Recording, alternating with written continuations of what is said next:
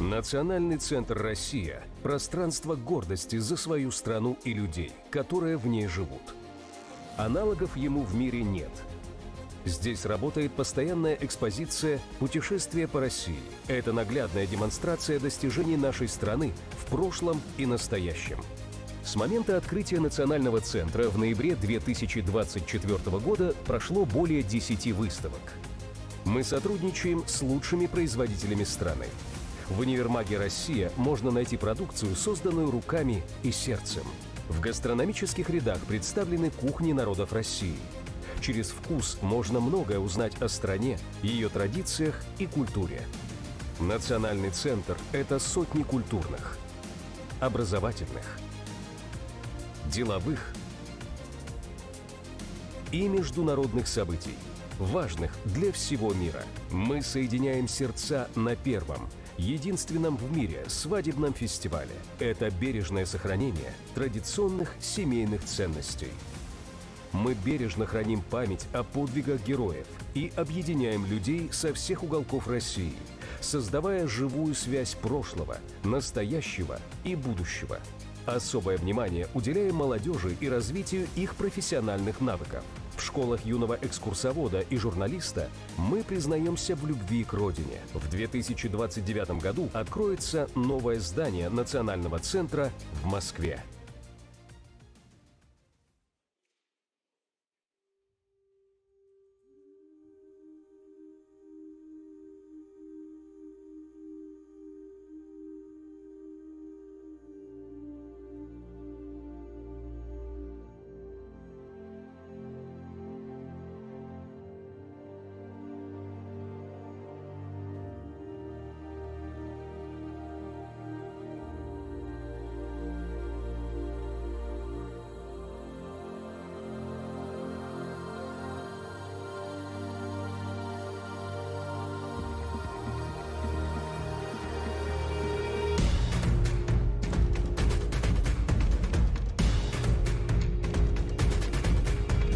Ты в игре.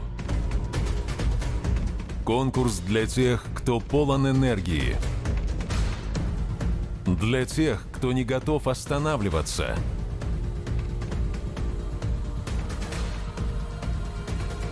Ради достижения цели.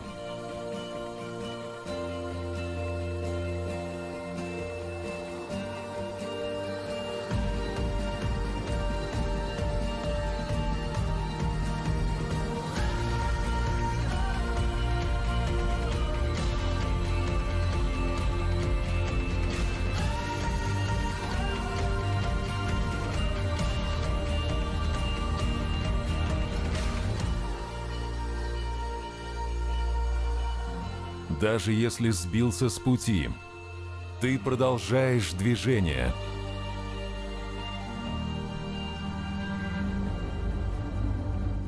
Ты ускоряешься на финише. Справляешься с давлением.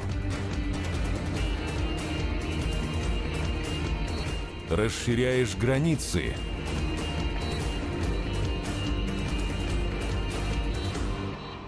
И растешь, потому что не можешь иначе.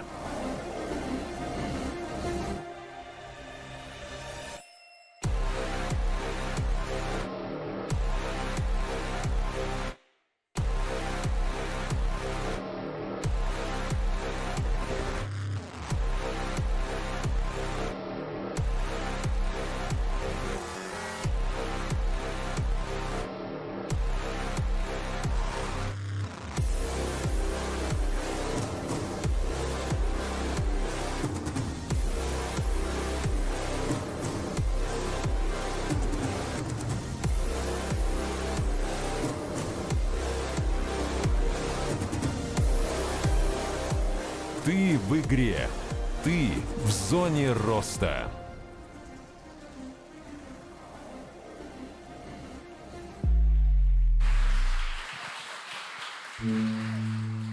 Ведущий церемонии награждения Всероссийского конкурса спортивных проектов Дмитрий Губерниев.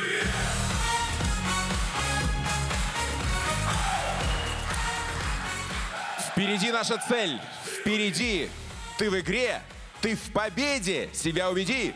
Чтобы не было страха в душе на крутом игровом вираже. Вот так, чуть перефразируя слова гениального Николая Добронравова, мы начинаем наш сегодняшний блестящий большой форум. Здравствуйте, друзья! Ты в игре, ты в зоне роста. Вот так мы начинаем нашу торжественную церемонию. Церемонию конкурса, который помогает взращивать, если хотите, блестящие инициативы до больших, значимых для великой страны проектов. Ты в игре. Это зона и личного роста авторов проекта, и зона огромного личного роста всех тех, которые создают проекты и делают эти проекты нужными и полезными для России. А если это полезно для России, это полезно для целой нашей планеты Земля, потому что мы во многом как раз и законодатели мод, законодатели инициатив. И победа будет за нами. Итак, друзья, 6-й год. Конкурс «Ты в игре» проводится, оно национальные приоритеты при поддержке Министерства спорта Российской Федерации по государственной программе «Спорт России». За это время он объединил тысячи проектов и тысячи авторов спортивных, разнообразных, блестящих историй со всей страны и становится настоящей точкой роста для многих инициатив. Конкурс ежегодно поддерживают надежные партнеры. В этом сезоне в их числе компания «Боско», которая уже многие годы создает экипировку для олимпийской сборной России, а теперь еще и для финалистов конкурса «Ты в игре». В рамках 6-го сезона, друзья, мы получили 6133 заявки. Каждый проект уникален, каждый проект — это созидание и рост, и каждый проект — это люди, и каждый уже по-настоящему победитель. Сегодня на сцену этого величественного национального центра России выйдут финалисты конкурса «Ты в игре» для того, чтобы, конечно же, стать настоящим чемпионом.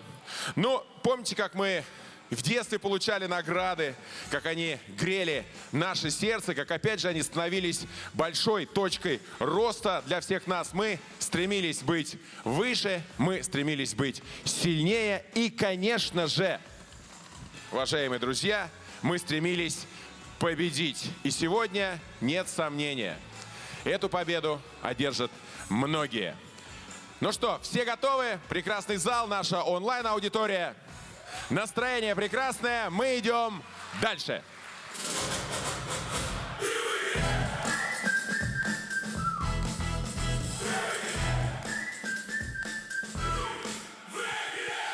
Ну сейчас давайте поприветствуем всех участников конкурса, членов экспертного совета, наставников, блестящих партнеров, всех онлайн наших зрителей, которые смотрят в этот момент прямую трансляцию, которые болеют за проекты, что вышли в финал. Мы начинаем торжественную церемонию награждения победителей 6-го сезона Всероссийского конкурса спортивных проектов «Ты в игре». Нас всех объединяет любовь к спорту, искреннее стремление сделать его частью жизни каждого. Меня, например, учили в Институте физкультуры, что физическая культура – это часть общей культуры человечества. Но представляете, как в этом смысле красками в жизни каждого человека, в том числе и в культурной жизни, играет его величество спорт. В этом году в финал вышли 34 проекта. Они были отобраны уважаемым экспертным советом. И сейчас мы назовем победителей и будем чествовать лучшие спортивные проекты в нашей стране. Для торжественного открытия, уважаемые друзья, мы прямо сейчас передадим видеослово председателю Олимпийского комитета нашей страны, министру спорта Российской Федерации Михаилу Дегтяреву. Внимание на экран.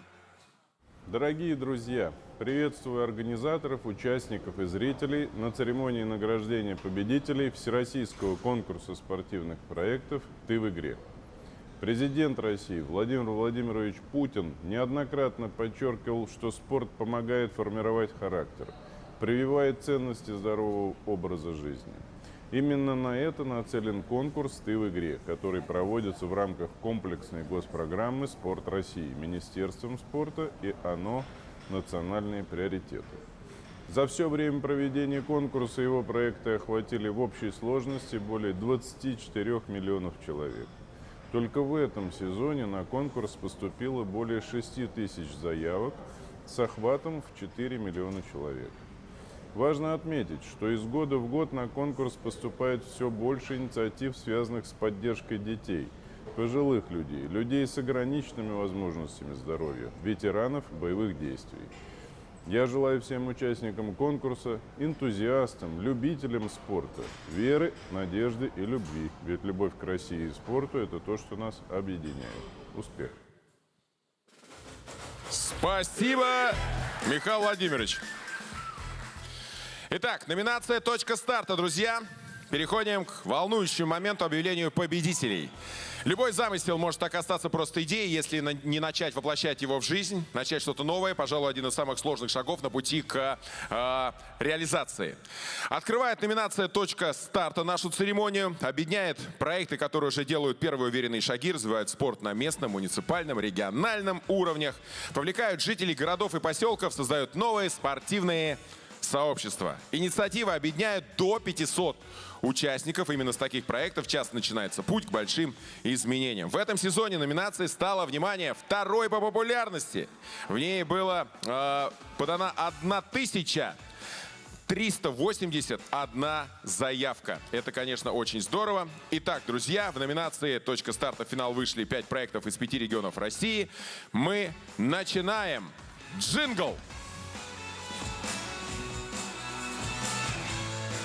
Для вручения наград на сцену приглашаются генеральный директор ОНО «Национальные приоритеты» София Малявина и министр спорта Нижегородской области Дмитрий Кабайло.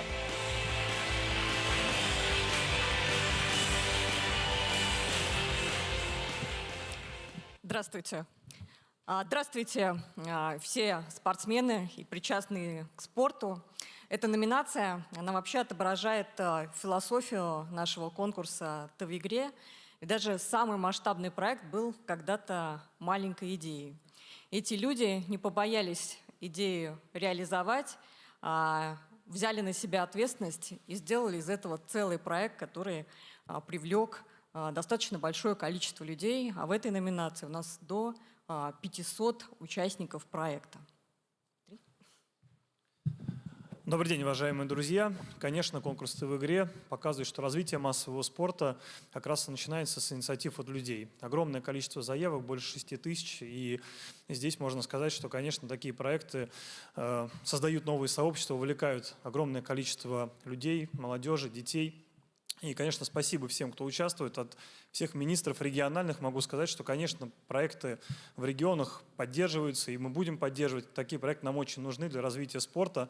И здорово, что в финал вошло 23 проекта из регионов, и это говорит о том, что это очень интересно. Поэтому, конечно, всем участникам желаю реализации проектов, победителям успехов. И, конечно, такие инициативы, еще раз повторяюсь, нам очень нужны. Спасибо, что подаете, помогаете, а мы уже, как региональная власть, региональный министр спорта, будем поддерживать и развивать, и увеличивать уже охваты этих проектов. Спасибо. Спасибо. Итак, вот они, наши финалисты. Ежегодный сплав по реке Волхов, Тельняшка сплав, Ленинградская область. Школа экстрим-спорта Райдер Kids, Пермский край. 5-й ночной турнир по баскетболу 3х3, Ульяновская область. Серия беговых мероприятий «Златоуст бежит», Челябинская область. Танкомодельный спорт, Республика Коми. Это финалисты. Но кто же победитель? София. Нижний Новгород всегда один из лидеров не только по спортивным проектам, но и вообще по проектам развития. Но в этом году проект победитель из Пермского края. Школа экстрим-спорта Райдер Kids. Для получения награды на сцену приглашается автор проекта Денис Александрович Гетман. Пермский край. Там работает блистательная совершенно министр спорта Татьяна Васильевна Чеснокова. Прекрасная мама, подлинный профессионал. Пермский край для многих место силы. Спорт развивается активно. И мы видим экстремальные виды в любимом Пермском крае, лучшие на точке старта или в точке старта.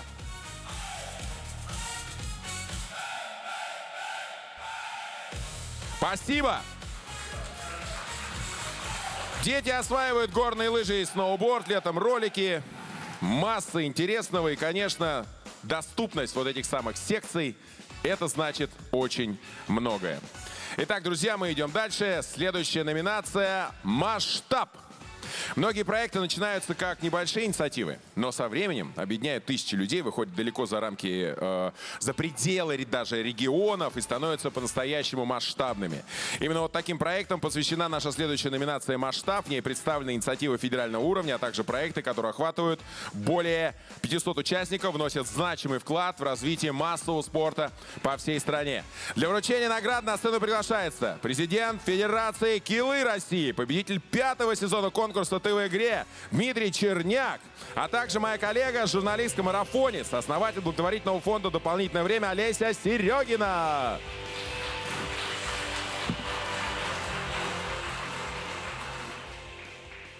Всем добрый день. Вот у нас номинация «Масштаб». И, естественно, мы отбирали проекты по количеству людей, вовлеченных в тот или иной проект. Но мне бы хотелось отметить масштаб работы членов жюри, потому что 2 дня защит очных. Сначала отбор, попадание в финал, потом защиты. И вы себе не представляете. Во-первых, абсолютно честное судейство. Во-вторых, мы провели 2 дня с утра до вечера, отсматривая защиты, обсуждая, споря. Вот Дмитрий не даст вас обмануть. Там в какой-то момент мне казалось, что это превратилось в игру «Мафия», потому что проектов очень много, все очень сильные, и каждый хотел выбрать тот, который ему ближе, естественно, и мы начинали уговаривать друг друга, искать аргументацию, спорили. Все абсолютно честно. Я знаю, кто победил, сейчас мы скажем, и я очень рада. Давайте. А откуда вы знаете, кто победил? Я же член жюри, я же была там. Были там? Была там. А сейчас вы где? А сейчас я здесь, Дмитрий. Это хорошо. Все, сегодня там, завтра здесь. Да, это наша работа. Это философия. Хорошо. Дмитрий, но мы Друзья, помним, друзья. как вы блистали еще год назад.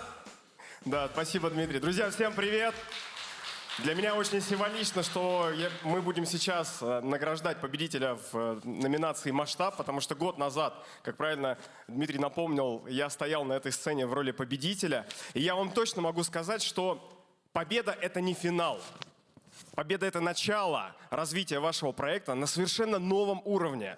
Потому что конкурс «Ты в игре» дает вам возможность найти новые партнерства, поможет вам с информационной поддержкой. А главное, вы выстроите горизонтальные взаимосвязи с коллегами по цеху, вы найдете точки соприкосновения, и что-то точно у вас интересное, какая-то коллаборация родится. Все проекты, которые попали в номинацию «Масштаб» и стали финалистами, это проекты, которые уже зарекомендовали себя как жизнеспособные, востребованные, которые собирают вокруг себя сотни и даже тысячи людей. Поэтому я всем финалистам желаю продолжать развивать ваши проекты и достигать новых вершин. Спасибо большое, Дмитрий. Итак, Олеся, хоть вы и знаете, кто победил, победила по традиции Россия, но тем не менее в конверте что-то должно быть написано. Мы не будем всех... Ну, у нас же не Можно? радио, а Уже телевидение, можно? все видно. Уже можно? Фух. Кубок по любительскому биатлону «Пионер Кап». Браво, друзья! Кубок по любительскому биатлону «Пионер Кап Москва» обыграл серьезных конкурентов. Со своими вместе Алтайский край, Лига МАМ Алтайский край, Стартуй вместе с Вологда-марафон Вологодская область, Чистые игры Ленинградская область и любительский биатлон «Пионер Кап Москва». Кочуров Андрей Николаевич, автор проекта. Поздравляем! Вот это я понимаю масштаб. Фото на память в центре. Поздравляем Андрея Николаевича. Биатлон ходит по планете, бегает по планете, кое-где даже стреляет не по планете. В центре сделайте фотку сейчас. Олеся к микрофону подошла. Да, но смотрите, скажите важные слова, а потом перефоткаемся. Да, смотрите, друзья, вот, во-первых, все организаторы, вы самые крутые ребята. То есть, вот, если вы что-то уже сейчас организовываете, я вам советую, точно продолжайте. В те моменты, когда вам тяжело, продолжайте. Я начал это в 2016 году на самостоятельной раскрасе в стену старого гаражного кооператива в Алешкинском лесу в Москве. На сегодняшний день мы всероссийская серия по любительскому биатлону. Более 5000 человек ассоциируют себя и себя воспринимают как биатлонистов-любителей. В прошлом году к нам прилетал участник, мужик из Нижнего, который работает в Африке. И он прилетал ко мне на каждый этап из Африки. Это огромный путь, Я много раз хотел от этого отказаться. Вы не отказываетесь. Всем биатлон! Ура! Сделайте фотографию посреди сцены. Спасибо большое.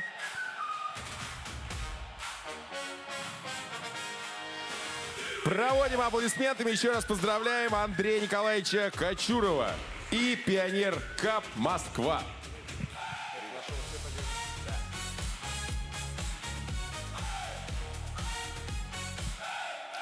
Ну что, инициатива привлекла тысячи участников из 148 городов и стимулировала открытие нового клуба биатлона. Андрей подошел, сказал мне на ушко, что это наша общая победа. Андрей, когда есть микрофон, не стесняйтесь сказать об этом публично. Ну что уж там. Вот спросите у Легкова про биатлон, он вам все скажет. А спросите Корстин, она вам тоже расскажет кое-что. В общем, мы идем дальше, друзья. Есть профессиональный спорт, есть спорт любительский. Очень здорово, что телевизионные видео так охватывают самых разных неравнодушных людей, которые начинают заниматься и дальше вовлекаются новое и новое количество участников. Но для чего мы живем? Для того, чтобы видеть счастливые глаза наших детей. Номинация «Дети в спорте». Представлены проекты, которые создают для подрастающего поколения возможности спортом заниматься, развивают спортивную инфраструктуру, организуют тренировки, образовательные программы для участников не старше 18 лет. Отметим, что в этом сезоне самая популярная номинация. Это очень здорово. Внимание! «Дети в спорте». Было подано более 1400 заявок. И для вручения награды мы на сцену приглашаем, внимание, президент Федерации спортивных прыжков через резинку. О, я был чемпионом сходни. Директор ОНО «Территория здорового спорта», автор проекта «Родной спорт» Елена Ветрова. Директор ОНО «Ты в спорте», эксперт по стратегическим партнерствам Сергей Перервенко. Перервенко, точнее, вот так правильно.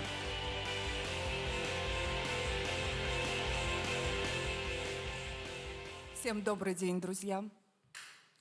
А вы можете так схематично показать, как нужно прыгать через резинку? Конечно.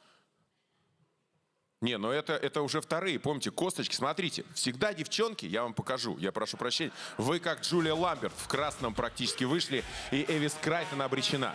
Девчонки всегда немножко так жухали, когда прыгали, помните? То есть вот, допустим, когда первые, потом вторые, третьи, и третьи, когда были, они прыгали вот так, допустим, раз вот так как бы подворовывая. А мы, пацаны настоящие, мы уже прыгали по-честному, понимаете? Вот, ха, вот так, понимаете, как бы. Поэтому есть ли правила в таких прыжках, у меня вопрос. Да, правильно прыгают девочки, мальчики То есть, прыгают когда ты неправильно. жухаешь, это правильно? Да. Хорошо. Я очень трепетно отношусь к этой номинации «Дети в спорте», поскольку сама в этой номинации 3 года назад победила. Дети в спорте – это самое лучшее, это наша здоровая нация. Ведь именно в детском возрасте дети, да, могут прививать интерес к физической культуре, воспитывается и формируется командный дух, дисциплина, характер. И очень здорово, что каждый год номинация «Дети в спорте», она самая многочисленная. Это значит, что становится больше людей, которые с каждым годом дают все больше возможностей детям в спорте. Сергей. Друзья, всем здравствуйте. Конкурс «Ты в игре» показывает, насколько сильное сообщество людей, развивающих массовый спорт. И номинация «Дети в спорте» – яркое тому подтверждение. За каждой командой стоят энтузиасты, наставники, все те люди, которые ежедневно вкладывают свои силы для того, чтобы дети были активными, здоровыми и счастливыми. Хочется пожелать всем новых побед, больше людей, чтобы привлекали и занимались спортом. И, конечно, поздравить всех участников. Ура! Ура! Итак, вот они, наши номинанты. Чемпионат Локобаскет, школьная лига, Краснодарский край. Функциональные тренировки, территория спорта, кроссфит, игры, Саратовская область. Калиновка, или Калиновка, наверное, трейл, Свердловская область. Образовательный интенсив, открытое небо, Севастополь. Разгон, школьная лига, Ставропольский край. Итак, Елена. Нам было очень сложно. Все проекты крутые. И победителем стал Образовательный интенсив «Открытое небо. Севастополь». Браво! Открытое небо, Севастополь! Антона Адамяна мы приглашаем на эту сцену. Прекрасный, замечательный Севастополь. Хочется поддержать регион. Не просто сейчас, мы это знаем. Но даже в таких условиях проекты проводятся. Открытое небо, образовательный интенсив. Крымские школьники и севастопольские школьники идут вперед, как когда-то в свое время 14-летняя севастопольская школьница Галина Парзуменщикова, которая в далеком 1964 году стала первой олимпийской чемпионкой по плаванию среди спортсменов Советского Союза. Фотография красивая, говорить слова. Антон. Трепетный момент, не всегда так, редко на самом деле выступаю вот так на такую большую аудиторию, относительно большую. Очень большая. Вы не смотрите на зал. У нас онлайн-трансляция. У нас миллионы российских конечно, граждан, и даже спортсменов. еще и не только российских. Ну, в первую очередь, конечно же, спасибо организаторам, спасибо жюри за замечательный конкурс, за возможность, скажем так, вырасти профессионально, технологически. А у нас спорт целиком завязан на технологии, поэтому если, так сказать, ну, мы занимаемся, например, каким-нибудь бегом, то нам нужны кеды, кроссовки, трусы, да и хватит, как бы, и побежали. А тут у нас целиком все технологии, электроника, все это дело такое, скажем, сейчас очень востребованное, не только в спорте, но и в гражданском секторе. А вы расскажите, чем вы занимаетесь так по-простому? У нас инженерно-спортивная секция, мы занимаемся дронами всех типов, беспилотниками. Это и машинки, и лодки, и вертолеты, и самолеты. Вот, например, на фотографии мы с ребятишками из школы собрали, это крупноузловая сборка, собрали самолет. Да, всегда хочется смотреть именно на такие фотографии, а не на, прости господи. Ну, мы стараемся делать хорошие фотографии. Вы молодцы. Спасибо. Ну, теперь будем расти еще более интенсивными темпами. Спасибо. Чего мы вам всячески желаем. Молодцы. Спасибо.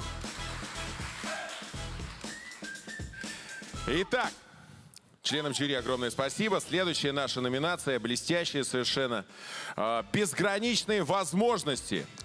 Объединяет проекты, которые доказывают, что спорт доступен каждому. В номинации представлены спортивные проекты, которые направлены на популяризацию активного образа жизни, создание доступной среды и продвижение инклюзивного подхода в сфере спорта. 823 проекта были представлены на конкурсе в этом году. Для вручения награды мы приглашаем... Вы знаете, я с особым трепетом сейчас приглашу этого человека, потому что он не только герой спорта, олимпийский чемпион, депутат, он еще и тот, на чьих репортажах мы вырастаем. И уже теперь мой блестящий коллега. Александр Легков сегодня с нами. Суперлыжник, блестящий комментатор. Ну и рядом с Александром гений чистой красоты, лицо мирового баскетбола и ныне блестящий генеральный директор единой лиги ВТБ, двукратный олимпийский призер, российская баскетболистка, заслуженный мастер спорта Илона Корстин. Красавица, легенда сегодня с нами. Здравствуйте, друзья! Здравствуйте, друзья! Очень приятно здесь быть уже во второй раз. И хочу, во-первых, поздравить проект «Ты в игре» с развитием. Я уже несколько лет являюсь членом жюри и присутствую здесь. Я вижу, как вы развиваетесь, и это очень здорово, потому что вы действительно даете шанс многим проектам получить возможность для развития. И вот эта номинация «Безграничные возможности», мне кажется, она очень важна, она особенная, потому что она показывает, что спорт открыт для всех, что в спорте есть место для каждого, что здесь любой человек, любая команда может проявить себя. Эта номинация, она также меняет отношение общества к инклюзии и дает возможность почувствовать всем частью большой команды. Я хочу поздравить всех номинантов с тем, что они вышли в финал.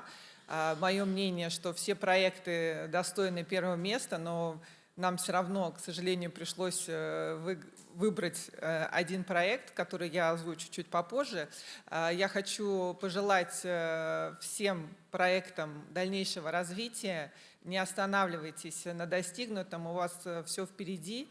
Желаю вам будущих побед. Ну и, конечно, надеюсь, что вы найдете возможности в лице новых партнеров и спонсоров для дальнейшего развития, потому что действительно в спорте есть возможность развиваться для каждого. Спасибо. Илона, спасибо. Александр. Спасибо большое, дорогие друзья. Все было сказано, действительно очень важная номинация. Название говорит само за себя, проектов много, финалистов также много, и надо сейчас выбрать одного, но они все победители. Для нас все победители, мы всю свою жизнь, когда занимались спортом, мы всегда равнялись на людей, у которых есть безграничные возможности. Они нам давали мотивацию, они давали нам возможность идти дальше, это самое основное, что может быть. Мы по сегодняшний день вместе с этими ребятами, мы по сегодняшний день вместе с проектами, которые делают, объединяют нас и говорят то, что всем все возможно, все доступно, пожалуйста, и мы все вместе. Это самое главное, потому что спорт объединяет.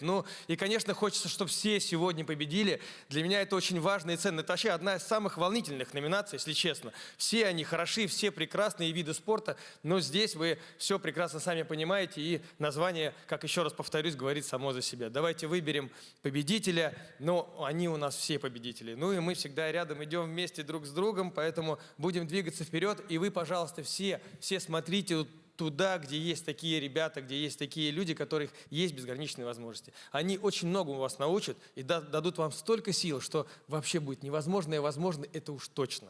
Поэтому всех поздравляем, а победителя мы сейчас озвучим. Да, у нас 5 проектов. Александр, спасибо большое. Футбольный проект «Играем вместе», Москва. Всероссийский проект «Паратеннис РФ», Москва. Преодоление, дайвинг для всех, Москва. Инклюзивный парусный спорт, Республика Крым. Всем бег, Санкт-Петербург. Блистательная Илона, у вас в руках конверт, и мы ждем. Итак, победителем становится проект «Всероссийский паратеннис РФ», Москва. Всероссийский проект «Паратеннис РФ». Юлия Сиренко приглашается на эту сцену. Юлия Владимировна.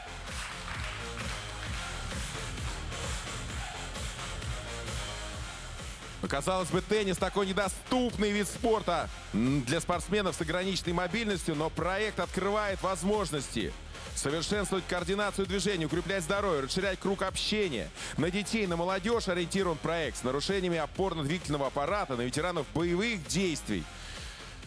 Большое дело делает команда Юлии Владимировны. Мы поздравляем. Паратеннис РФ. Фотография красиво. Юлечка, вас приглашаем к микрофону. Большое спасибо. В этом году проекту «Паратеннис РФ» исполнилось 5 лет. И на самом деле для нас очень важно и приятно, что наш проект получил теперь не только всероссийский охват, но и национальное признание.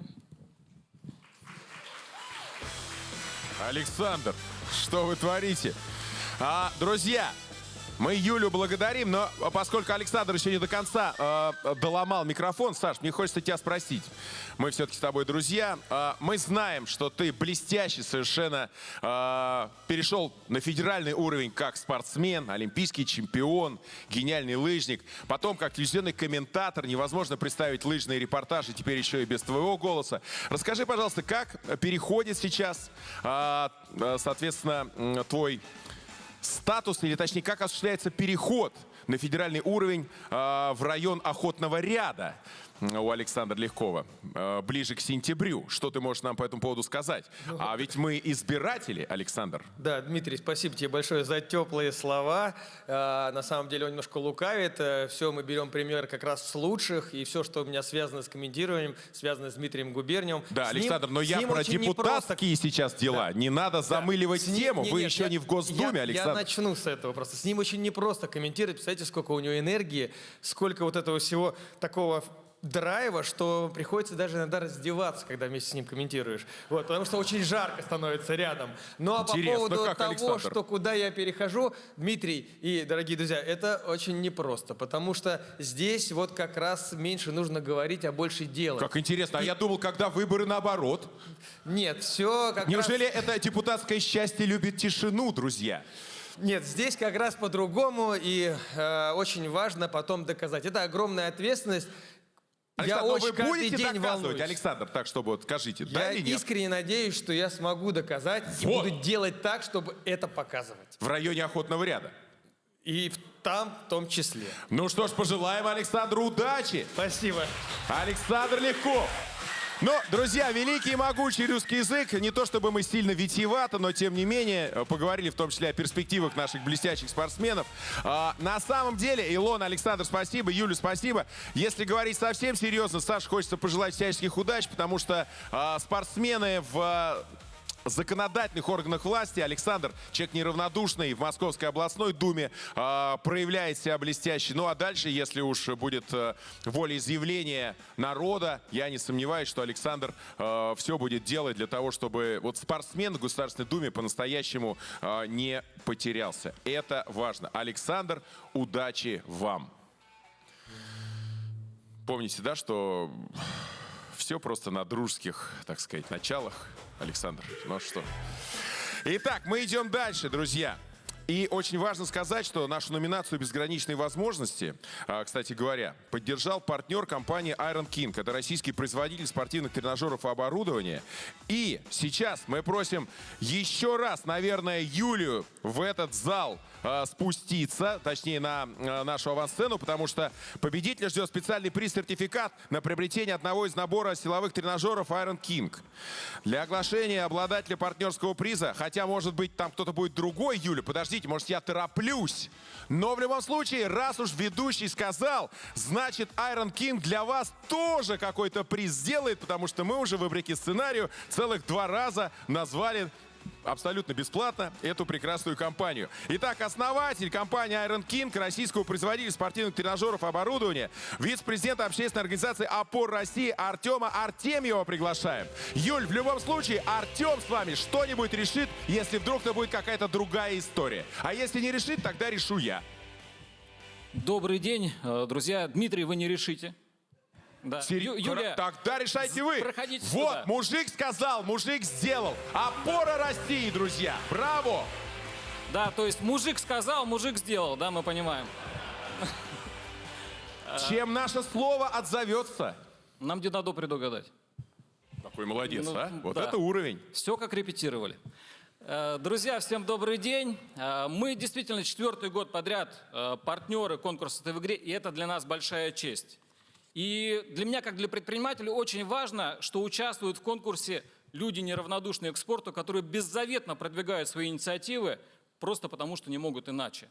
Мы видим, что в государстве у нас уделяется большое внимание, большие силы кладутся на то, чтобы развивать адаптивный спорт. Развивают адаптивный спорт на самых разных площадках. Мы, как производитель инклюзивного оборудования, стараемся, делаем тренажеры и для зала, и для дома, и для улицы.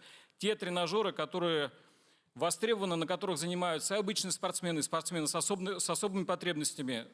Мы развиваем безграничную спортивную инфраструктуру, стремимся это делать, и здесь наши устремления на 100% совпадают с конкурсом «Ты в игре».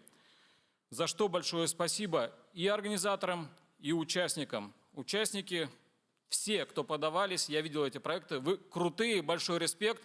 Если даже вы не победили, продолжайте это делать, потому что победители, как вот мы знаем на связи со многими из них, они говорят, есть один недостаток, что нельзя 2-й раз участвовать. У тех, кто не выиграл, такая возможность есть. И в этом сезоне вот особенно нам радостно отметить проект из региона, в котором уделяется большое внимание развитию спортивной инфраструктуры вообще и инклюзивной в частности, из региона, который признан самым спортивным официально. Из какого, Дмитрий?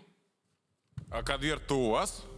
Ну, из Башкортостана. Вот. Из нашего любимого Откуда же вы знаете, если вы еще не прочитали? Подготовились. Молодец. Спасибо. Спасибо, что отметили, да.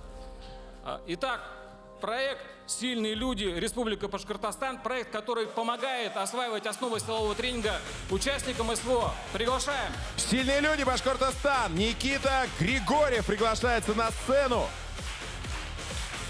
Ну, Башкортостан во многом республика спорта. Мы знаем, там колоссальная поддержка. И Артем абсолютно прав, в том числе и наших защитников Отечества, которые возвращаются через спорт ко многому.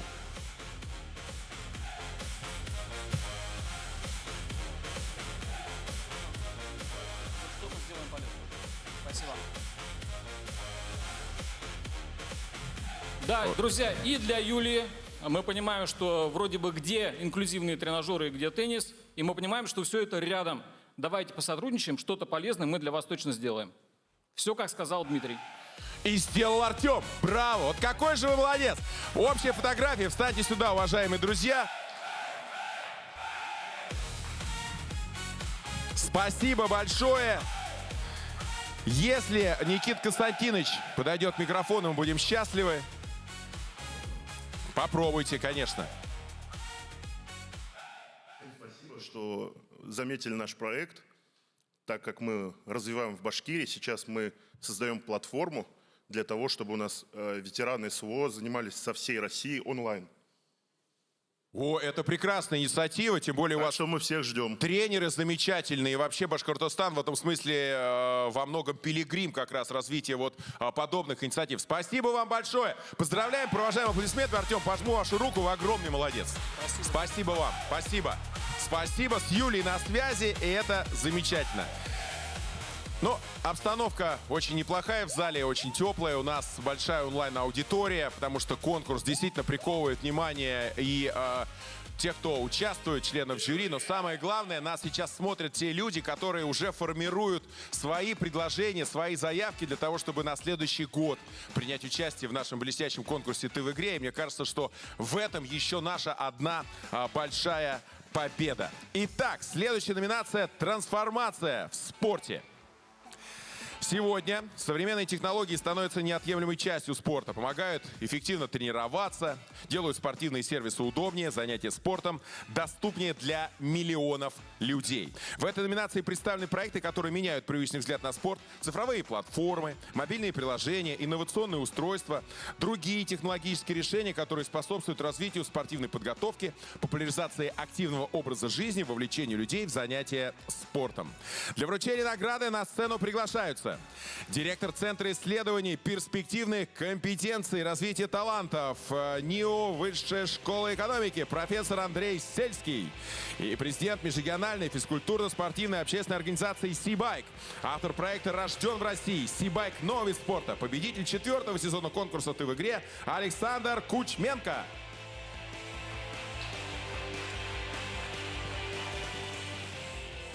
Добрый день, дорогие друзья.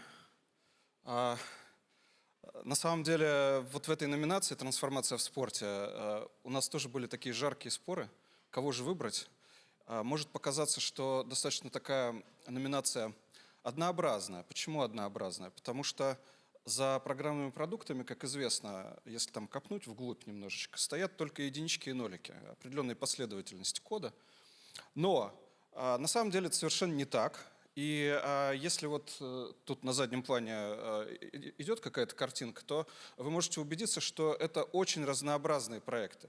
Есть и программное обеспечение, софт, есть и аппаратное обеспечение, то есть железо, есть и совершенно авторские, изобретательские проекты. И, собственно, автор одного из таких проектов стоит сейчас со мной рядом. Я с радостью передам ему слово. Скажу еще только, что технологии настолько в спорт интегрировались сейчас, что мы даже уже увидели одну номинацию, которой вручили награду, да, значит, «Ты в игре», которая честно о себе сказала, что мы про технологии. Ну, а у нас совсем про технологии. Да. Спасибо большое, Алексей. Добрый день, друзья. Для меня большая честь вот уже 3-й сезон, по сути, участвовать в конкурсе «Ты в игре».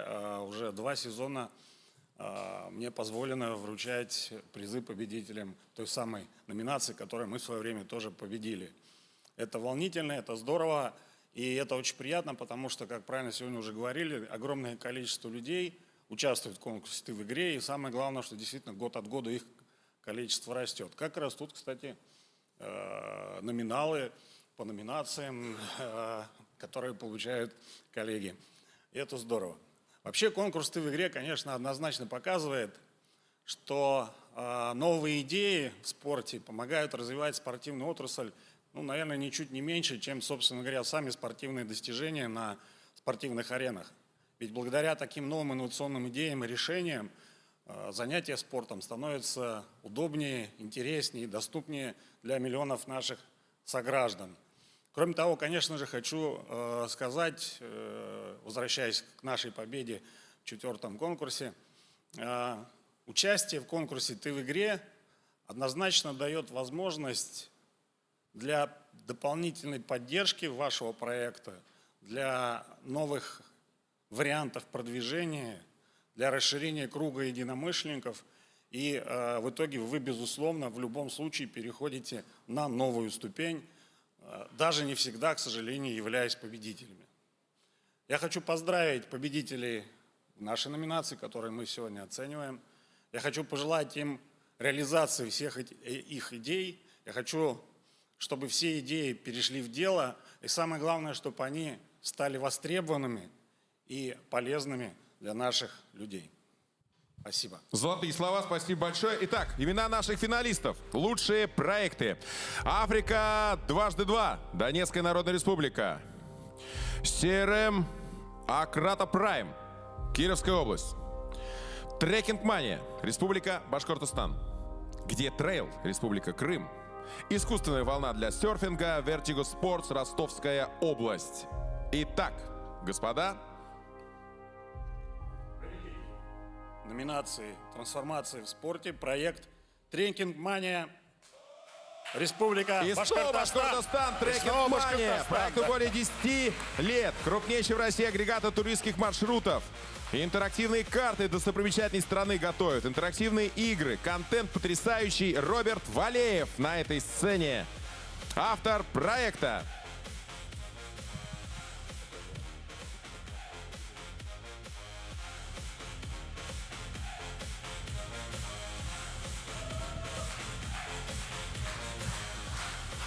Роберт, пожалуйста, вам слово. Спасибо большое.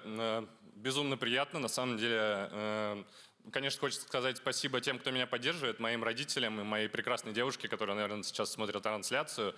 И хочется сказать огромное спасибо организаторам этого конкурса, потому что вот таким, как я, это очень важно. Я вот очень много времени провожу за компьютером, пытаясь свой проект как-то доработать. На самом деле я его делаю уже очень давно, но постоянно забываю про него рассказывать кому-нибудь.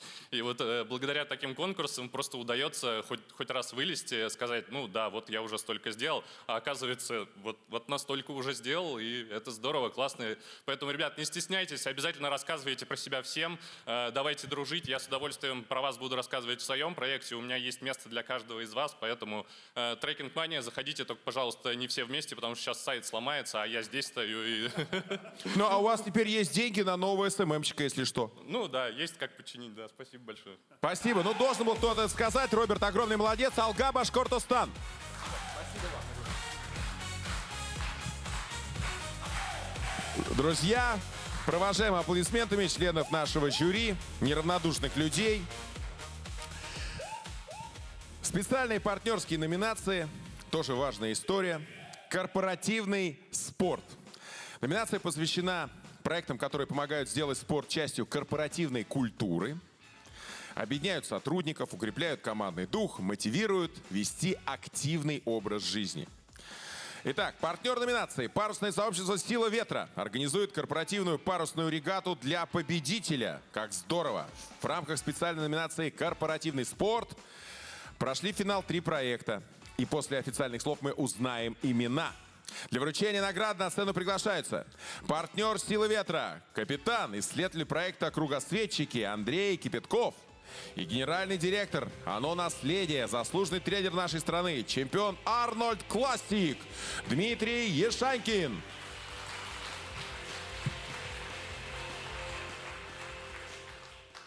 Добрый день, друзья. Сегодня корпоративный спорт – это не просто часть корпоративной культуры. Это инструмент, который позволяет создавать команды, в которых построено все на доверии, и люди умеют работать сообща. Нам в силе ветра это знакомо не понаслышке, потому что парусный спорт очень быстро показывает, что любой результат – это работа команды, где важен вклад каждого и есть движение к общей цели. Именно поэтому нам искренне приятно участвовать в таких проектах и их поддерживать, где люди соединяются через спорт и строятся по-настоящему сильные команды.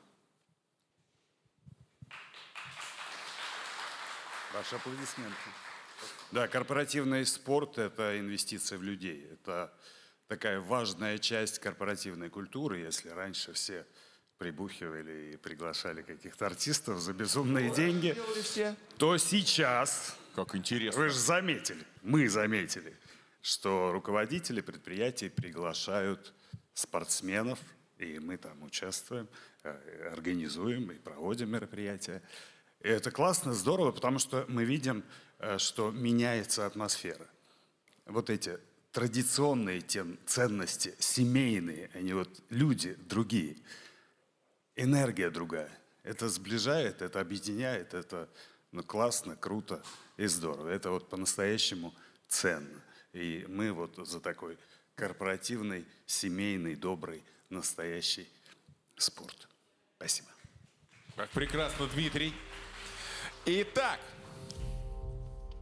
наши финалисты в этой номинации.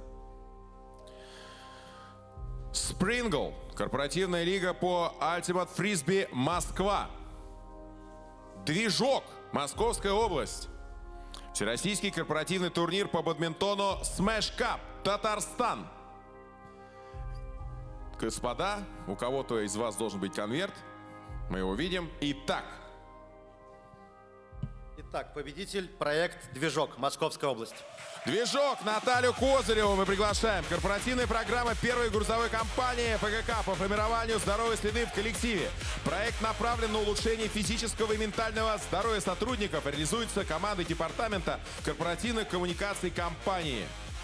Сразу видно, Наталья Александровна подготовилась как никто другой.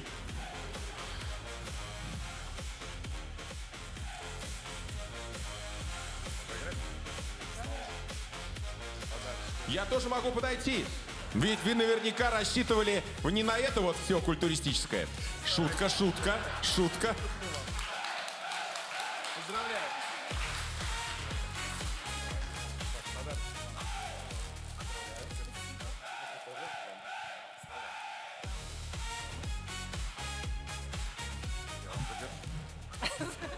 Вот, вот.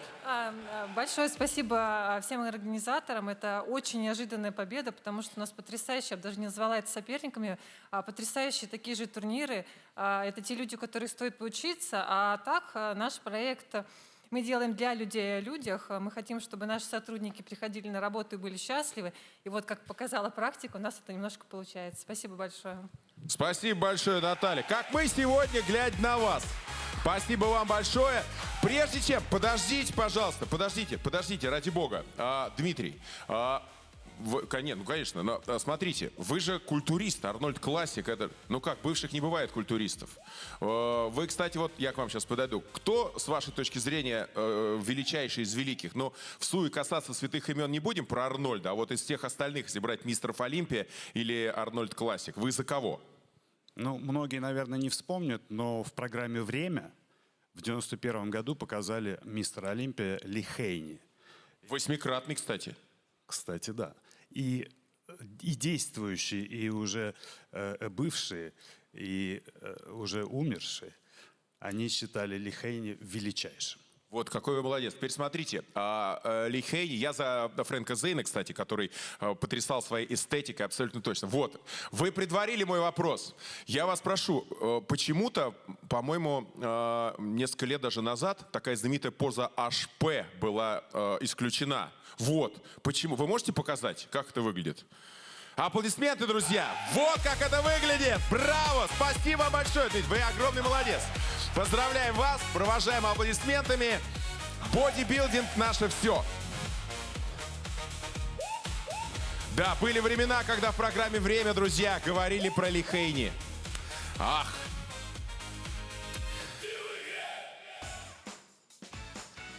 Так, у нас следующая блестящая номинация – спортивный туризм.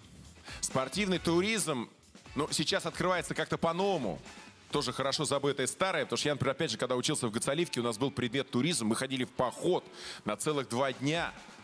Когда вот здесь рассказал блестящий культурист по поводу того, чем занимались представители тех или иных компаний раньше, прежде чем приступить к спорту. Представляете, чем занимались в походе студенты? Но я стоял на страже у каждой палатки, потому что должен был быть один, которому дорого просвещение и образование. Итак, спортивный туризм объединяет проекты, которые развивают активные путешествия, создают новые маршруты и делают спортивный туризм доступным для людей разных возрастов и уровня подготовки. Партнер номинации – Федерация спортивного туризма России. Приз от партнера обучения, сертификация инструкторов проекта победителя, а также сертификат от Федерации спортивного туризма на приобретение туристического оборудования. 3 проекта вышли в финал, но, впрочем, обо всем по порядку. Сейчас для вручения высокой награды на сцену мы пригласим под ваши аплодисменты председатель Ассоциации студенческих клубов России Леонид Постовский и основатель подразделения триатлон сети клуба World Class, официальный амбассадор Ironman Russia Виктория Шубина.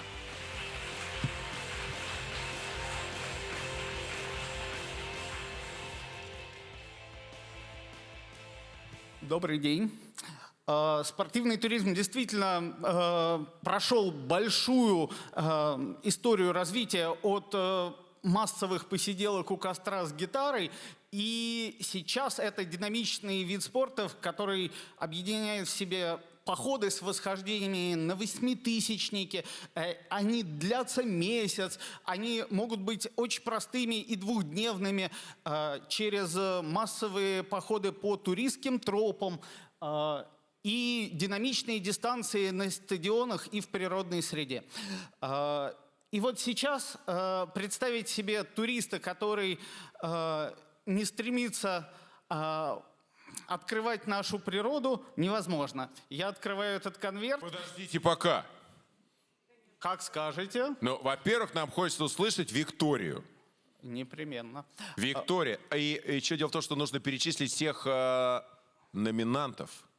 Вы жить торопитесь, вы чувствовать спешите, и как я вам в этом завидую. Ах, прошу. Вот, понимаете, да? Спасибо, как, Леонид. Как прозвучало сейчас. Я бы так сказал, даже, так сказать, по-лермонтовски немножко. Но, знаете, действительно потрясающая номинация. И я 6-й сезон уже. С самого начала в конкурсе «Ты в игре» являюсь экспертом. И я очень рада выйти сегодня с Леонидом, потому что, ну, для меня, наверное, эта номинация действительно свежий воздух, путешествия, палатки, все это в нашей жизни было в моей и есть. Я поднималась на горы, была на Эльбрусе 4 раза уже, может быть, и 5-й зайду, где еще была на Килиманджаро, где-то еще. Ну, в общем, это для меня все очень-очень близко. И мы даже с Леонидом обсуждали, что, может быть, что-то такое совместное сделаем. Вплавь, потом на велосипедах, потом бегом, почему бы и нет.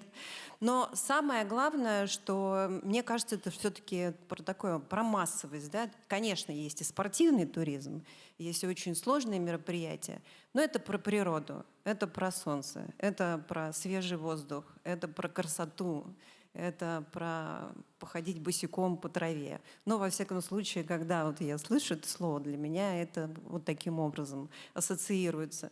Ну что же, Леонид, пора, мне кажется, подготовиться, открывать конверт. Пока Леонид готовится, у нас финалисты. Камчатка Трейл-1, Камчатский край. Спортивно-экологические сплавы «Плывем к чистоте» Московская область и Маршанский Сокол, Тамбовская область. Итак, вот теперь, Леонид, самое время. От предварительных ласк, так сказать, приступили к действиям, как говорил Александр Ширвинд в одном фильме. Победителем в номинации «Спортивный туризм» становится проект «Камчатка Трейл-1». Искандер Минибаев приглашается на сцену. Мобильные трейловые забеги совмещают соревновательный старт с исследованием уникальных природных ландшафтов. Опыт первооткрывателей. Системно открывают новые направления. Маршруты согласуются с МЧС, тропы маркируются. Все процессы работают по отлаженным протоколам. Одно из самых динамичных и массовых мероприятий, которое реализуется командой энтузиастов из Башкирии. Вам слово. Спасибо большое за оценку этого проекта. Спасибо организаторам. Наверное, вау, прежде всего, охота сказать.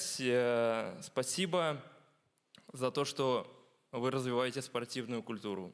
Все, кто здесь есть, все, кто, в принципе, это делает. Почему это важно для нашего проекта? Потому что в этом году мы соединяем вулканы Тихого океана и горы Урала вместе несколькими командами. И вот этой команде большой, которую сейчас не видно, но она есть, вот этой команде большое спасибо. Мы присоединяемся. Спасибо большое. Продолжайте далее. Виктория, подождите. Я задам вам вопрос. Победителя провожаем аплодисменты. Можно вас, пожалуйста, на центр? Вы же много айронменов, как Iron Woman, преодолели. Что-нибудь об этом расскажете? 9 полных айронменов и 29 половинок. Давайте поаплодируем. Это невероятная история. Можете мне объяснить? Вот я занимался спортом, практически даже стал мастером спорта по академической гребле в свое время.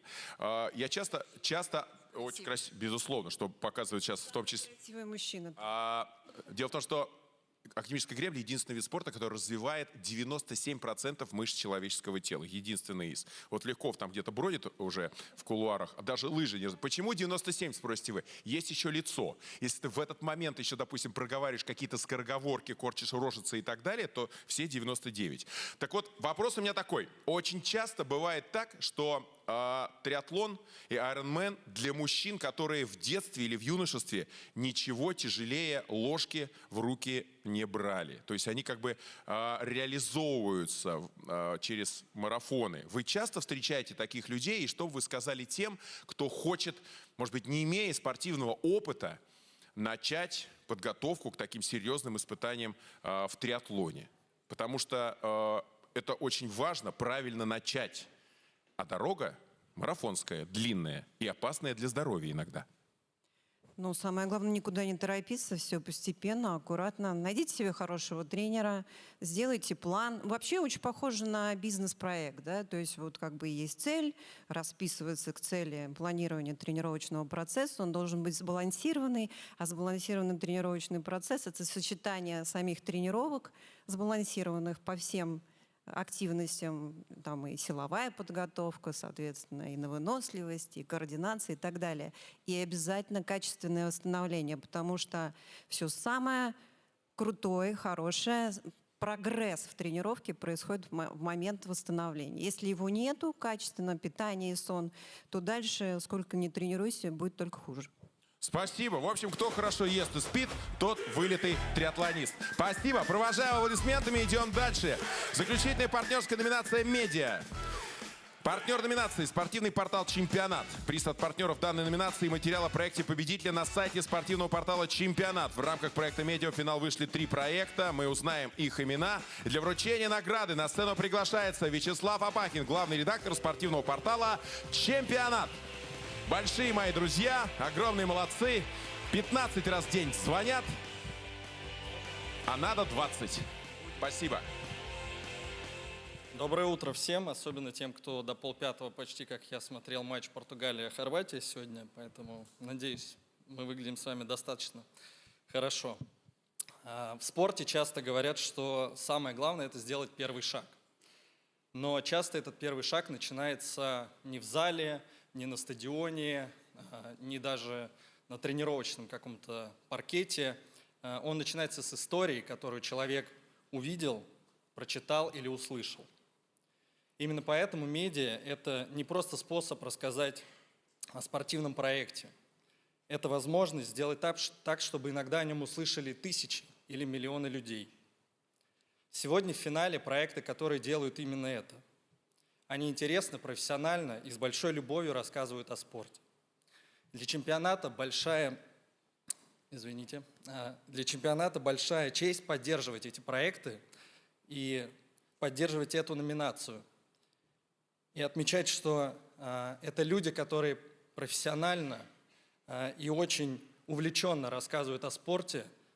И мы хотим поблагодарить всех, кто участвовал в этой номинации, всех финалистов, и сказать спасибо за то, что находите новых героев, находите новые темы, находите новые форматы и помогаете нам делать так, чтобы все знали, что спортивные медиа еще живы, несмотря на то, что нас щемят, простите. Что у вас щемит-то? Что ж такое-то? Щемят нас различные Ничего никто не щемит. каналы. Какие каналы? В том числе Дмитрий. В том числе что, Дмитрий? Кто Дмитрий? Чемпионат — это One Love. Это так и Every есть. day and every night. Особенно от вас это приятно слышать. International level у вас, давайте поддержим. Они на самом деле огромные молодцы. Талантливые журналисты. Ну что, научно-популярная программа «Спортопыт. Москва». Медиапроект «Хоккейный паб. Орловская область». Спортивная программа «Радар Спорт. Бурятия». Итак, Вячеслав, не щемите. Говорите. Победила научно-популярная программа «Спортопыт». «Спортопыт. Москва». Артема Шурыгина приглашаем. Он придумал все это великолепие. Готовясь к первой тренировке по айкидо, обнаружил, доступная информация разрознена. Ну а дальше каждый выпуск программы длится 30-40 минут. Единая структура, показ реального занятия глазами новичка. Тут и чемпионы, биометрические данные спортсменов, розыгрыш призов «Спортопыт». Во второй раз участвует. Вот уже одержана победа. Поздравляем от души.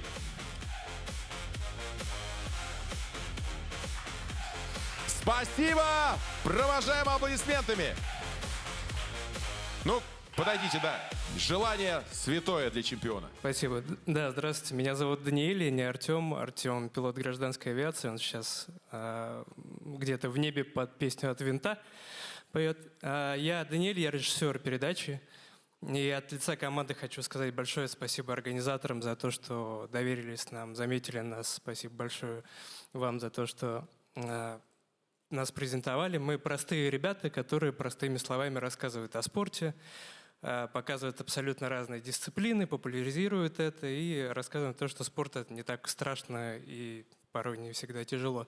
Вот, от лица режиссера хочу сказать большое спасибо команде, которая всю эту передачу снимает, монтирует, продвигает и ведет. Вы очень большие молодцы, уже несколько лет самозабвенно мы в этом пути работаем. Ну и, конечно же, помните, что неважно, каким спортом вы занимаетесь, важно, что вы занимаетесь спортом. Большое спасибо. Правильно, спасибо большое. Вам огромное спасибо. Чемпионат молодцы. Итак, народное голосование. Идем дальше. Особый этап конкурса ТВ-игре для полуфиналистов. Ну, понятно, что здесь огромное количество людей принимает участие. Для каждого жителя России возможность проголосовать, повод узнать больше о разнообразных спортивных событиях в разных регионах. Любой желающий может отдать свой голос за один из 250 проектов полуфиналистов. В предыдущие сезоны побеждали здесь маленькая конюшня от Тульской области, семейный туристический фестиваль в Татарстане. В этом году лидер по числу голосов получит специальный приз партнера конкурса издания «Спорт Бизнес Консалтинг». О проекте победителей выйдет статья на интернет-площадке и в печатной версии журнала. Партнер конкурса Российский футбольный союз тоже поддержал победителя и привел, в общем, свои доводы для того, чтобы помочь. Здесь была профессиональная фотосъемка организована, чтобы у проекта было еще больше шансов выиграть в конкурсе. РФС молодцы. Для вручения награды на сцену приглашается Дмитрий Христич, шеф-редактор СБК «Спорт Бизнес Консалтинг».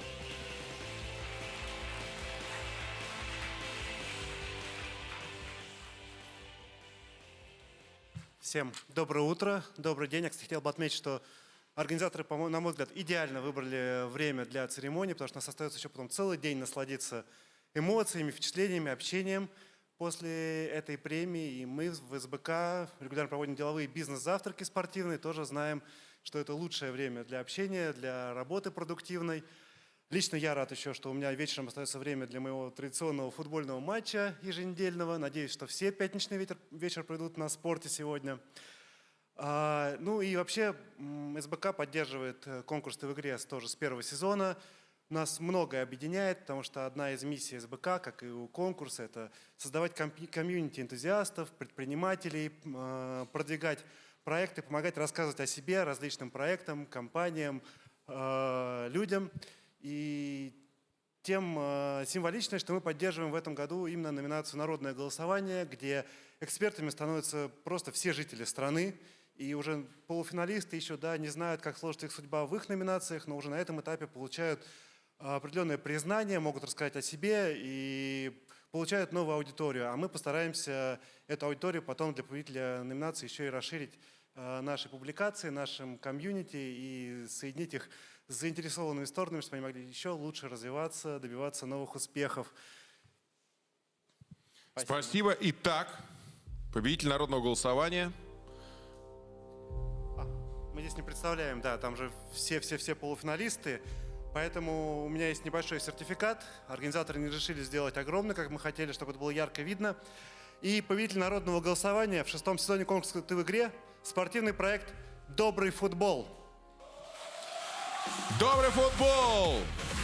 Автор проекта Янис Шебут. Для получения приза на сцену приглашается сестра Яниса Кристина Каложокова. Проект пожарного из Самского заполярного села в Мурманской области Яниса Шебута. Тренирует детей в местной спортсекции, футбол, волейбол, национальные виды. Система мотивации своеобразная. 90 человек занимаются, в том числе девчонки.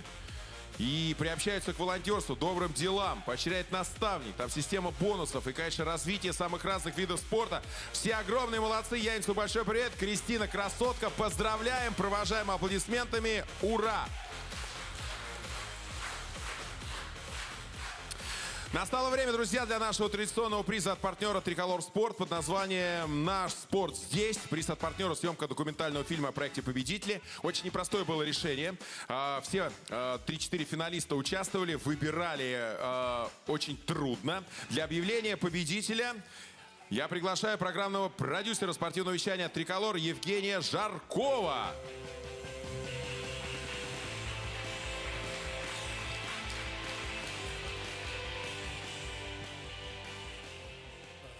Добрый день, уважаемые коллеги, друзья.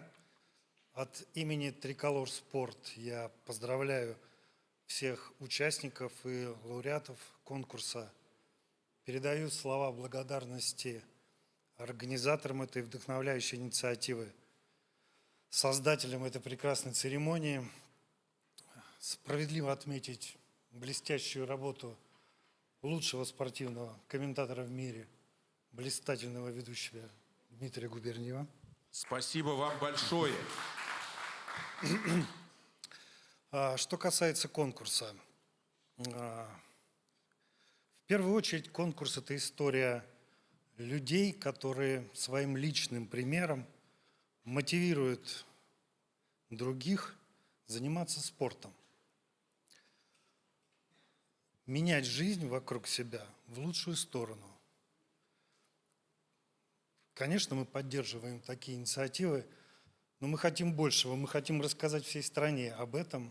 И в течение 5 лет создаем документальные фильмы про каждого из победителя, организуем ему значительную медиаподдержку для того, чтобы о нем узнала вся страна. И настало время узнать нового победителя образца 2026 года. Итак, в номинации «Наш спорт здесь» специальную награду от Триколор Спорт получает кубок по любительскому биатлону «Пионер Кап», город Москва. Пионер Кап проводит и детские мероприятия, собирается выходить на международный уровень с проведением этапов в Беларуси. И даже организовывать прямые трансляции, ого-го, всех гонок для популяризации любительского биатлона. Во второй раз на сцену поднимается Андрей Кочуров, теперь уже двукратный чемпион. Я тогда еще воспользуюсь, скажу. Да, Дмитрий? В предстоящем году у нас 10-й юбилейный сезон, и планы там супер амбициозные. Вот там сидят девчонки из моей команды. Девчонки! Это те, кто это все делают. Я их вообще дико люблю. Вот представьте, 10-й сезон будет супер особенным. Мы наконец-то добились того, что наши гонки не просто любительские, а супер зрелищные. И все, кто живет в Казани, Санкт-Петербурге, Москве или Мособласти, я приглашаю вас на наши эстафеты, потому что там такое рубилово. Вы такого, я вас уверяю, если вам не понравится, я верну вам деньги. Я так говорю всем. Это то, что нам нужно. Я сам этого хотел больше всего. Огромное еще раз спасибо. Фильм нам точно нужен. Поздравляем вас! Вы молодцы! Провожаем аплодисментами после памятной фотографии.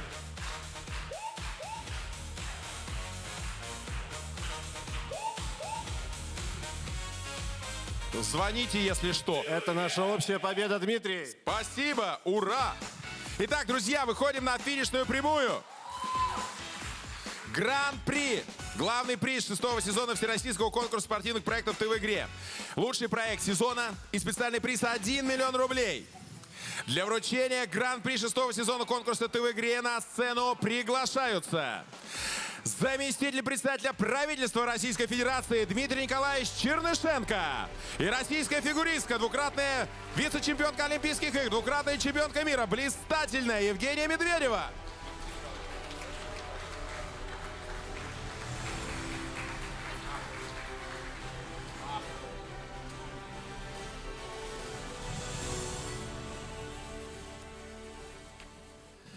Дорогие друзья, очень рад всех приветствовать на 6-м, уже, можно сказать, предюбилейном конкурсе «Ты в игре», который всероссийский, не просто на словах, а на деле. Это доказали все конкурсанты, которые подавали заявки. Я хотел бы всех поблагодарить. 27 тысяч заявок – это огромный результат.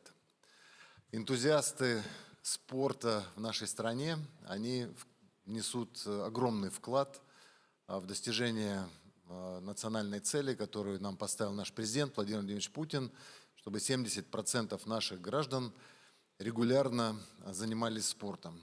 Сейчас в этот момент каждый про себя подумал, а утром он позанимался или нет. Вот для того, чтобы были такие возможности в нашей стране, конечно, создаются условия. Правительство поддерживает множество программ.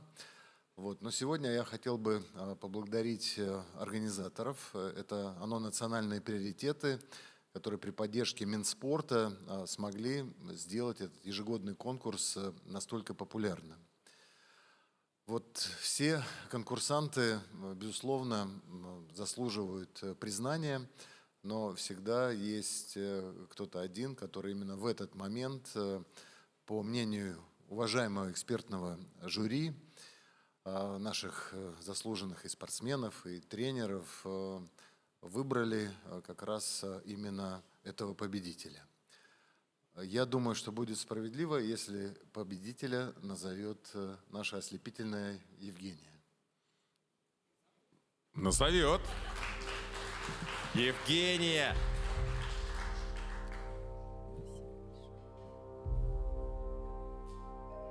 Конверт есть у нас? У нас есть конверт? Вот конверт. До самого последнего момента, потому что жюри, понимаете, это гран-при, Женя. Может быть, там вписывалось буквально на глазах. Здравствуйте. Всем добрый день. И побеждает проект «Искусственная волна для серфинга Vertigo Sports». Vertigo Sport, Ростовская область. Искусственная волна для серфинга. Александр Ищенко приглашается на сцену. Он разработчик проекта. Генерация искусственной волны. Волногенератор не просто имитирует потоки, а воспроизводит механику классического океанского серфинга. Может работать на открытом воздухе.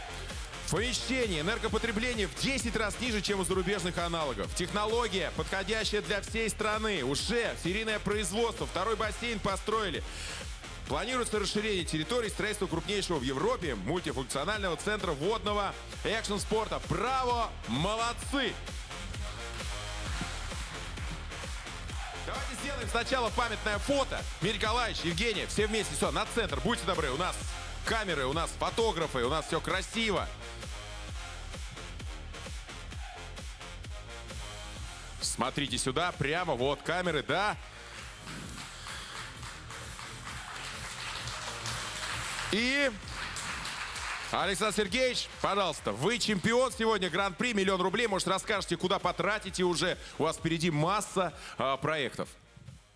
Дорогие друзья, во-первых, я хочу сказать спасибо всем участникам жюри за то, что они, скажем так, рассмотрели зерно моего изобретения, моей разработки и увидели в этом потенциал. Но я лишь придумал это и там, реализовал. Но весь путь, который мы прошли сюда, организовала моя супруга Анастасия. Она сидит в зале. Вот. Ей за это большое спасибо.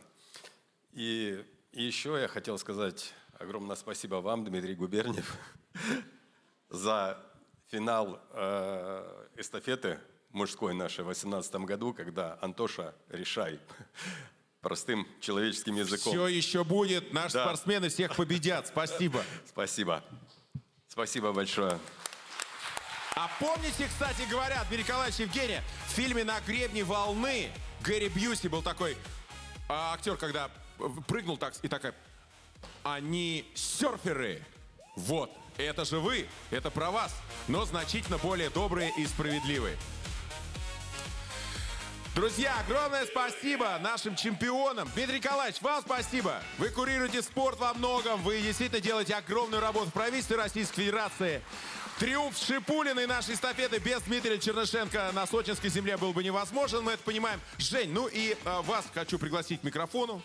Ну а как иначе, конечно, на правах ведущего. Может быть, даже я, собственно, сам подаю. Дмитрий Николаевич тоже молодец. Вот вице-премьеры тоже, понимаете. Вот. Жень, ну я просто хочу узнать, что нового. Ой, Дим, знаешь, спасибо тебе большое. Мне про спорт всегда есть что сказать. Конечно, у нас ну ты же такое звезда. Ну замечательное сегодня мероприятие. Я, во-первых, хочу поздравить всех победителей конкурса «Ты в игре». Потому что для меня, как для спортсменки, наблюдать, как множество видов спорта развиваются, становятся более доступными. Даже если взять там, буквально 5 лет назад, когда я закончила со спортом, идти по нашему городу и вообще по стране, когда я путешествовала, было видно, что значительно меньше было площадок, значительно меньше было мероприятий, на которые люди могут просто прийти, и бесплатно, и какие-то новые абсолютно объекты спортивные стали появляться. И за эти 5 лет очень сильно выросла возможность для жителей нашей страны и нашего прекрасного города Москва заниматься спортом. Для меня это на самом деле огромный-огромный такой плюс, поскольку я сама уже давно не в большом спорте и могу себе позволить попробовать разные виды спорта. И я вот жду не дождусь, когда я восстановлюсь после плановой операции. И вот как раз-таки очень хочу попробовать эту искусственную волну. Это так интересно. Да поэтому уже приглашение ждет. Я только за. Да, запомните меня. И я хочу просто пожелать всем победителям конкурса «Ты в игре», чтобы эта победа, как и для каждого спортсмена, да, когда ты выигрываешь медаль, ты начинаешь чувствовать себя победителем. И главное, чтобы вот это чувство победы, оно вас только дальше вдохновляло на новые свершения, на радость нам, жителям нашей страны. Вот, поэтому спасибо вам большое за все, что вы делаете для любительского спорта, для профессионального спорта. И я уверена, что дальше больше в ваших руках наше спортивное будущее. Евгения, спасибо большое вам. Ну, знаю, в личной жизни все хорошо, молода, красиво. Что может быть лучше? Дмитрий Николаевич? Все-таки решил сказать интересное такое наблюдение. Дело в том, что в нашей стране немного мест, где можно профессионально заниматься серфингом. Я пробовал практиковаться в этом виде спорта. Это непростой спорт, но очень интересный, увлекательный. Но у нас есть на Камчатке, на Сахалине немного, в Калининграде. Ну, кто-то, может быть, подскажет, где-то еще волны находят. Но теперь, благодаря этому проекту, который получил сегодня Гран-при, будет возможность такие бассейны с искусственной волной построить во многих регионах нашей страны. Все, кто захотят, энтузиасты или предприниматели, это осуществить. И одна из идей, которая мне сейчас пришла, у нас есть проект по поручению президента «5 морей, озеро Байкал», где строятся круглогодичные морские курорты. И мы, тех, кто строит, инвесторов, обязательно познакомим с этой технологией, будем помогать ее продвигать, популяризировать, чтобы как можно больше наших граждан могли попробовать себя в этом пока еще экзотическом, но очень интересном, таком красивом виде спорта. Вот, Дмитрий Николаевич, спасибо большое. Вот реальная работа, в том числе на глазах сейчас была проделана вице-премьером правительства Российской Федерации. Спасибо. Ну что, друзья, мы завершаем и всех приглашаю на общее фото. Всех. Дмитрий Николаевич, оставайся, конечно. Ну сейчас выйдут люди, те, которые сегодня поднимались на эту сцену, наши блестящие победители, все те, кто сегодня представил свои проекты. Члены экспертного совета 6-го сезона приглашаются. Всем партнерам огромное спасибо. Особая благодарность Министерству спорта, госпрограмме «Спорт в России» за ежегодную поддержку конкурса «Ты в игре». Национальному центру России огромное спасибо. Все большие молодцы, зрители здесь, в этом уютном зале. Все, кто смотрел нас в онлайн-формате. Всех благодарим и всех приглашаем на памятное фото. Дмитрий Николаевич, молодец как партнер, в данном случае Евгении Медведевой, и обязательную программу исполнил, а сейчас исполняет произвольную. Спасибо всем большое, ты в игре, до новых встреч, все огромные молодцы. Наши спортсмены всех победят. Ура! Дмитрий Николаевич, давайте в центр, будьте добры. Пропустите Чернышенко немножко поближе. Ну, так, что видно было, вот. Дмитрий Николаевич, это режиссеры командуют, это не моя. Я знаю, что вы скромный поклонник теперь еще и серфинга.